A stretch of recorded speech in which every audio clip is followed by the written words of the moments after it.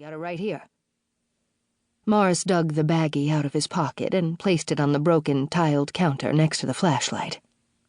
Dime stood behind him and hesitated briefly. The voices in his head came to life and stirred him back into the moment. Remember the cat? You were only 10, but so brave. The knife is your friend. Do it. Do it now. Dime reached into his pocket and felt the cold steel. He thumbed the release on the switchblade as he pulled it out. He reached from behind and, with a hand on Morris's forehead and a quick, silent swipe, it was over. Morris King's throat was slit from ear to ear. The freshly sharpened knife sliced through his flesh like butter. His head dropped to his chest like a heavy weight as blood pumped from his carotid artery with each remaining heartbeat.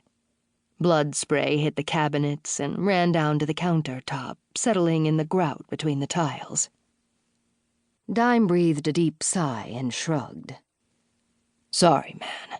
It wasn't personal. I just needed the practice. It's been a while. You're a means to an end, I guess one would say. He lowered Morris's body to the floor, careful to keep his own feet out of the blood pool spreading across the linoleum. With the flashlight in his hand, he walked to the door and glanced out. The street was still quiet, with nobody in sight. He opened the tailgate, hoping it wouldn't squeak, and pulled out what he needed. Dime walked back to the house and into the kitchen.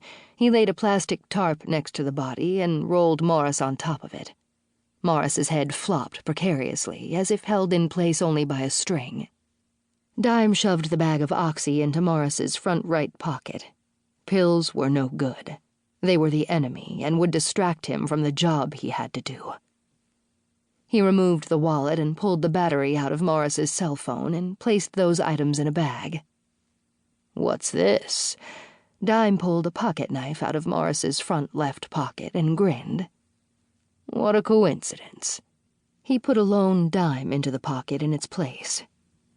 Dime smirked at his own cleverness. There, I'll give you cops something to start with. Try to figure this one out.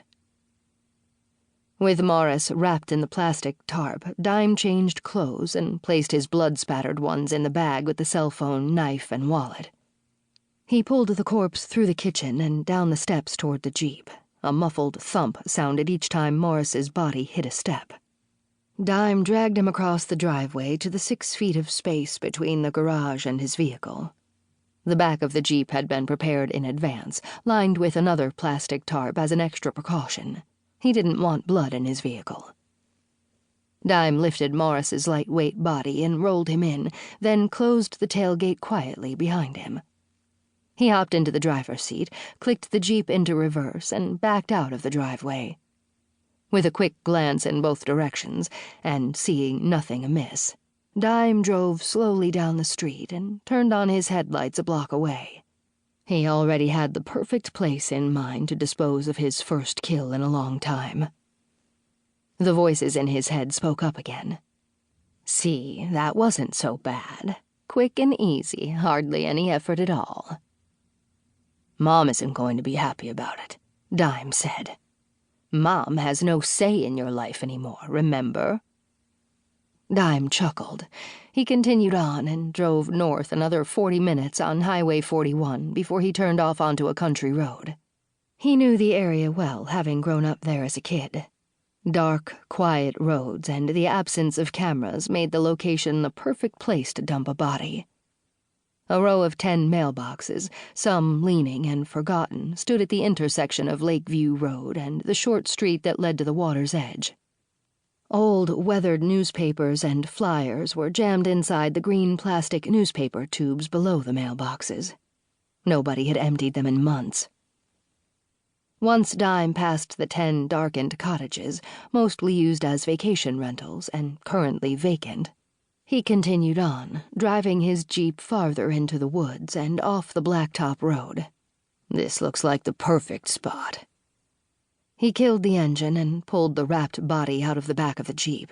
He flung Morris over his shoulder. No problem. You can't weigh more than $1.20. Dime walked to the water's edge, carefully stepped in up to his ankles,